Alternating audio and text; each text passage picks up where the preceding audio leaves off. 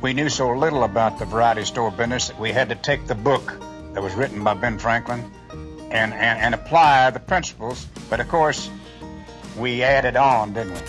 And we started doing strange things like cranking up ice cream machines on the sidewalk on Saturday night, running popcorn on the other end of the sidewalk, hawking anything we could hawk on that looked like it might have a chance to sell wherever. $572 billion. That's how much revenue Walmart generated in 2021. With over 2 million people working for the company, it is the largest employer in the world and the biggest retailer in terms of sales. But building such an empire was no easy feat. It all started when a poor farmer, who after being told he had no career in the retail business, decided to open his own store.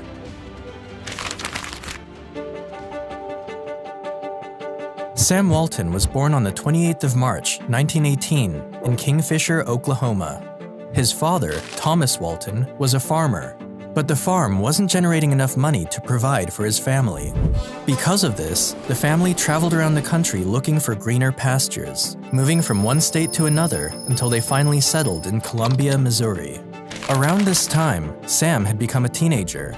He helped the family by working a variety of small jobs and watched how his father survived by turning a small profit on each business deal he made. He also watched his mother start up a fairly successful milk business that involved him milking cows and delivering the milk to customers in the neighborhood after his football practice. His parents taught him the value of hard work and also just how much work it took to make a single dollar. But things weren't great at home for Sam. His father, Thomas, was almost never with the family, as he was always on the road trying to make extra money where he could. Because of this, Thomas's relationship with his wife worsened every year. In fact, in his autobiography, Sam described his parents as the two most quarrelsome people to ever live together. To escape the troubles at home, Sam engaged himself in sports, joined the Boy Scouts, and took several leadership roles that kept him busy.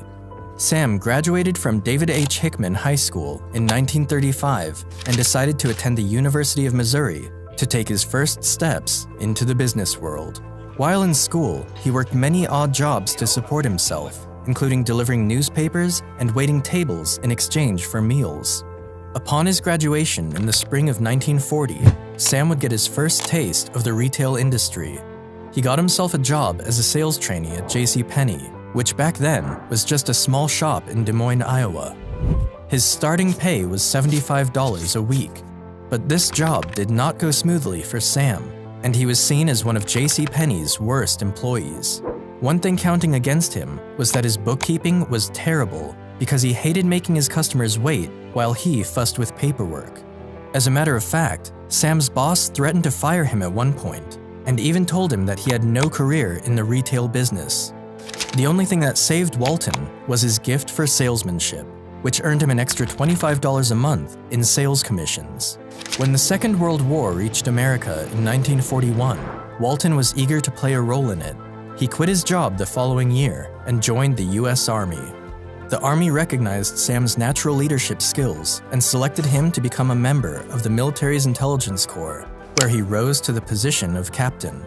The military stationed Sam in Oklahoma in April of 1942, where he met his future wife, Helen, and after a short period of dating, they got married on Valentine's Day in 1943.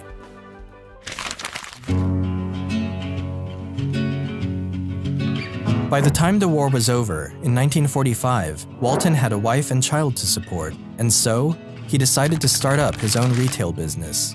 With a $20,000 loan from his father-in-law and $5,000 from his own savings, Sam bought a Ben Franklin store in Newport, Arkansas.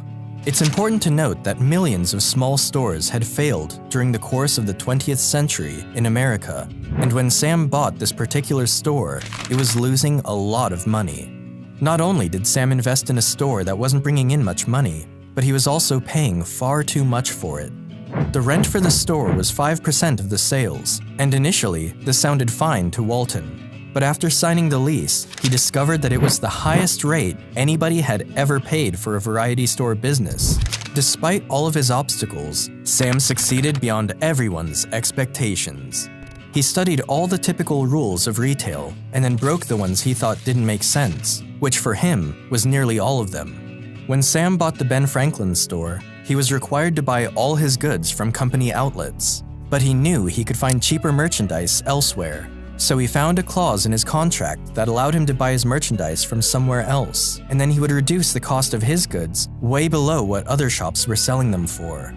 He made his profit on volume rather than margin, but it took him nearly a decade to fully appreciate the power of that idea. Nothing Sam did was extraordinary, neither was he a genius. And while there's no question that he was business smart, the real reason for his success was his main policy: to make the lives of his customers easier. And because he did that, more and more people bought from him. Once things were going great for Sam and his business, he asked his brother Bud to join him, and together, they were able to run the store more smoothly. The Butler brothers, who owned the store Sam had leased, were not happy with the fact that the Waltons were getting their merchandise elsewhere, but they couldn't say much about it because the numbers Sam was generating were unmatched anywhere. His sales had increased by more than 45%, reaching $105,000 in his first full year of ownership. The following year, the number increased again to $140,000, and by the third year, his sales increased by another 25%, reaching $175,000. After only 3 years in the business, Sam was able to repay the $20,000 loan his father-in-law gave him in full. And 2 years later, Sam had become the leading variety store owner in Arkansas, and likely in the neighboring states as well. But the truth is, it wouldn't matter anyway, because the business was destined to fail.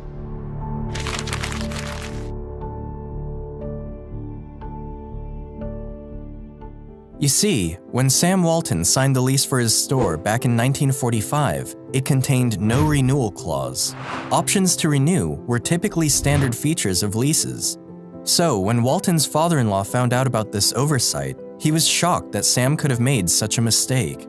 Walton had not only built one of the most successful businesses in Newport, but he had invested his body and soul into the business and the town. And his wife Helen equally loved the town, as 3 of their 4 children were born there. In his autobiography, Sam Walton is quoted saying, "It was the lowest point of my life. I felt sick to my stomach. I had built the best variety store in the whole region and worked hard in the community, done everything right, and now I was being kicked out of town." After being kicked out of his own store, Sam Walton was eager to start again. But this time, he was determined to do it the right way and better than ever. He began to search for a new destination to buy another store until he found one in the tiny community of Bentonville, Arkansas. It was here where Walton set up his second shop in the town square, and this time, he insisted on a 99-year lease. Sam opened his new store in the summer of 1950 and called it Walton's Five and Dime. The Walton family often heard people whisper amongst themselves, saying, "Well, we'll give this guy 60 days, maybe 90. He won't last that long." But Sam would prove them wrong. At the time, there were 2 other variety stores in town, but neither of them offered the consistent low prices that Walton did. So, when Walton finally opened his store, it changed the lives of the people in the Bentonville community. During the 50s, America's economy was looking great, and Sam took advantage of it. He kept finding new ways to reduce the prices of his goods and keep his customers happy. One day, Walton learned about self-service in the retail industry. The concept was simple. Rather than have his sales clerks get goods for his customers, customers could walk into the store, get the goods themselves, and pay at the entrance. Walton immediately fell in love with the idea. This meant he could have fewer employees and further reduce the cost of his goods. Not only did this new trick work perfectly, but it also tripled his income in less than a year. With more money, Sam had the funds and resources to further expand his business. For the next few years, Sam went on to open one store after another, and by the end of the 1950s, Walton was a proud owner of 15 stores, which he had acquired using borrowed money and profits from his stores. But Sam still felt that he wasn't making as much profit as he should for the kinds of work he was putting into his business. So, he decided to adopt a new strategy, and this new strategy would change everything.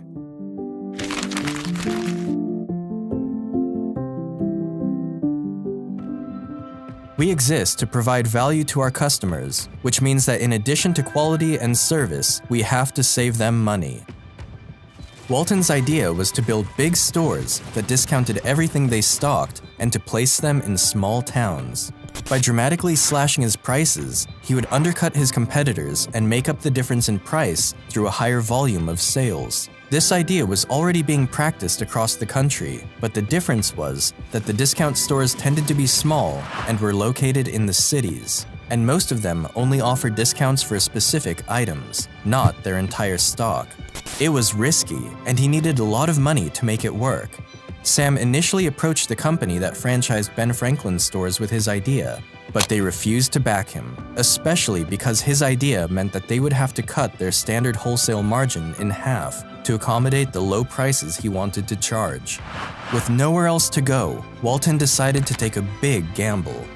He mortgaged his home, borrowed a whole lot of money, and opened his first Walmart store in Rogers, Arkansas in 1962. Customers were thrilled that they didn't have to travel all the way to the city to get discount prices on goods. They flocked to Walmart stores in droves, and the company's sales rose tremendously. In those years, Sam kept learning from his competitors and developed new ways to further reduce the prices of his goods. He replaced the wooden shelves in his stores with metal ones, as they were cheaper and more durable. Another strategy he came up with was to keep his stores open for longer hours than his competitors. This was something only Walmart was doing, and it helped him generate more money.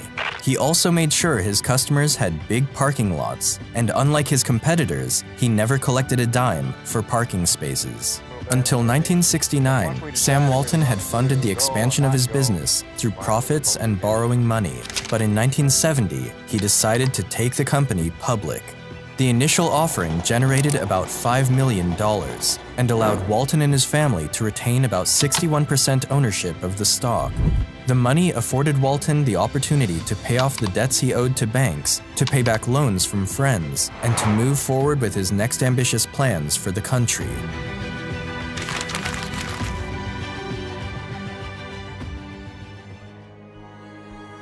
Between 1970 and 1971, Walmart added 6 more stores, followed by another 13 stores in each of the next 2 years, then 14, and then 26. By the end of 1980, Walmart had a total of 276 stores, and from then on, they were opening about 100 stores per year. Sam believed that the rapid growth of Walmart didn't just come down to their low costs that attracted customers, but was also due to the work of his close associates. Sam made his associates partners and made sure that they benefited from cash bonuses and stock options, and this gave them a chance to take part in the growth of his business. Walton also made sure that his stores were close to warehouses in order to permit one-day delivery of goods, while also minimizing advertisement costs. Another innovation was the decision to buy directly from manufacturers rather than through wholesalers, which allowed him to lower his prices even more. By the end of the 1970s, Walton had built his store into the fastest-growing and most influential force in the retail industry. Things were going so great for the company that one investor who bought $1,650 worth of Walmart shares in 1970 saw his shares rise over $700,000 by 1987. In 1983, Walton made another terrific business move. He launched the first of his Sam's Wholesale Clubs, which were aimed at small business owners and others who wished to buy goods in bulk. Once again, Walton had struck gold, and by 1990, Walmart had more than 1,000 stores and 150,000 employees working for the company. But Sam had his fair share of people and groups who disliked him and his retail business. He has often been criticized for competing with small retailers and putting them out of business. Sam Walton himself acknowledged this by saying, "The small stores were just destined to disappear, at least in the numbers they once existed, because the whole thing is driven by the customers, who are free to choose where to shop." Sam Walton died on the 5th of April, 1992. He was 74 years old, and at the time of his death, Walmart had annual revenues exceeding $104 billion. Today, Walmart has grown to over 10,500 stores and generates well over $500 billion in revenue per year.